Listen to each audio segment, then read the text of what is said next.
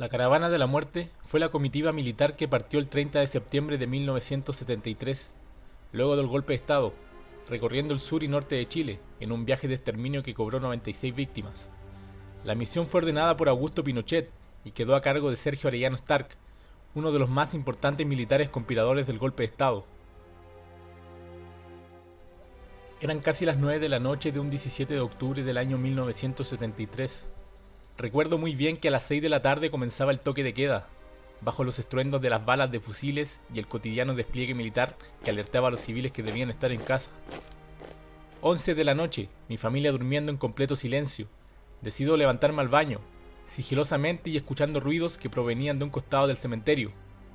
Desde mi casa se podía escuchar todo, ya que solo quedaba metros del camposanto.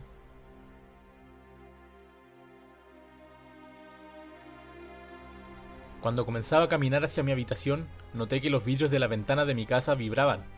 Al principio pensé que se trataba de un temblor, pero pasados los minutos me di cuenta que era a causa del motor de un camión. Seguido a esto y pasando algunos minutos, la intriga me consumía, y decido escalar uno de los pimientos que estaba dentro del patio de mi casa. Ya estando arriba tenía una vista periférica del lugar, donde con mucha sorpresa veo que dentro del cementerio están haciendo trabajos de excavación. Había una máquina tipo payloader trabajando, y gracias a que las murallas en ese entonces eran bajas, se podía apreciar cómo ésta trabajaba en profundidad, haciendo un zanjón que se podía ver gracias a la luz que destellaba de la propia máquina.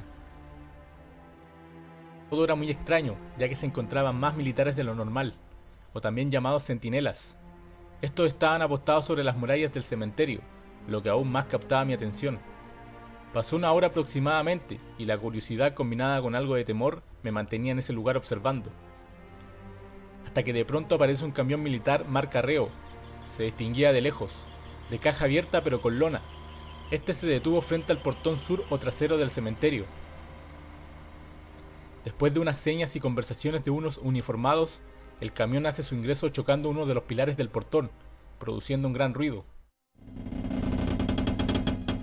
Una vez estando cerrado, este portón de tabla tinglada y deteriorada por el tiempo, comienzan unas maniobras del conductor, llegando al lugar exacto de donde se estaba haciendo la excavación. Con el camión aún encendido y con las luces que proyectaba, se veía como algunos militares comenzaban a sacar bultos desde la parte trasera, y con mucha rapidez los arrojaban a dicha excavación. 3:20 de la madrugada. Muy desconcertado aún, veo cómo la máquina comienza el trabajo de cubrir estos bultos rápidamente, para luego marcharse dejando mucho polvo en el lugar, y con esto a muchos guardias centinelas apostados en los muros del cementerio.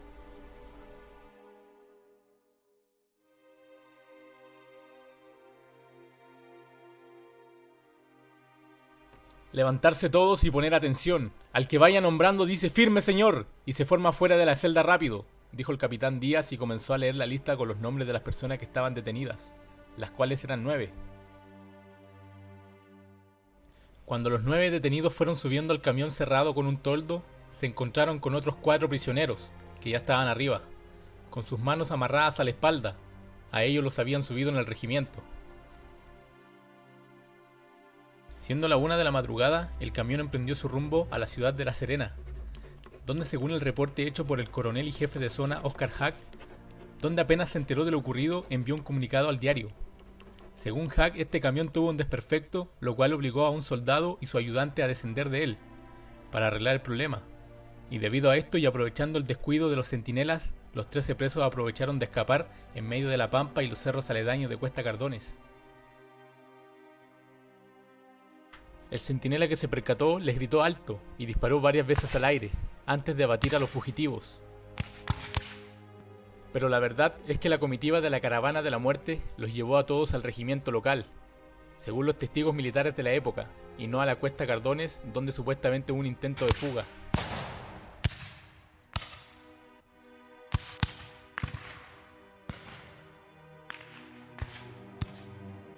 En la madrugada del 17 de octubre de 1973, los asesinaron a todos, en el mismo momento y en el mismo lugar.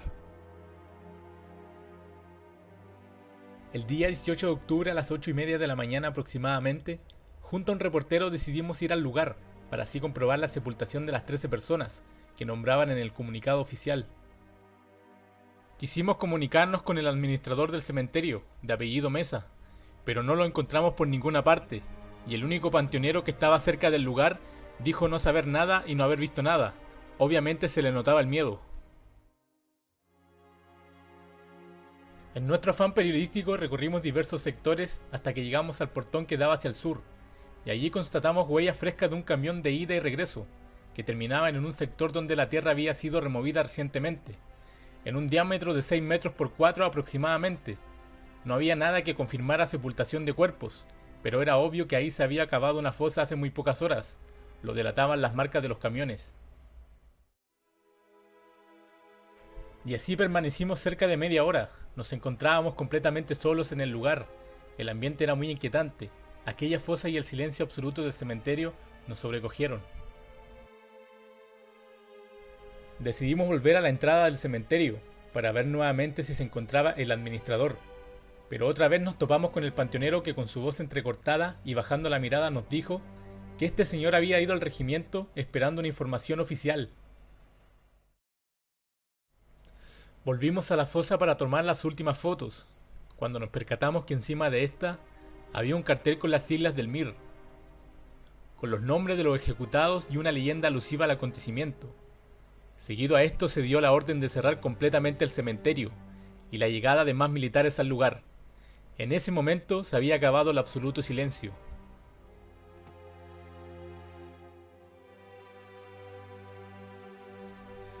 Y así pasaron los años, exactamente el 27 de julio de 1990, al final de la dictadura. Decidieron esclarecer lo ocurrido ese fatídico 17 de octubre del año 73. Donde bien toda una ciudad sabía de la ubicación de la fosa y de las personas que fueron asesinadas, pero por miedo a represalias nadie decía nada. Ese día 27 de julio, cerca de las 9:30 de la mañana, dieron marcha blanca a la búsqueda y exhumación.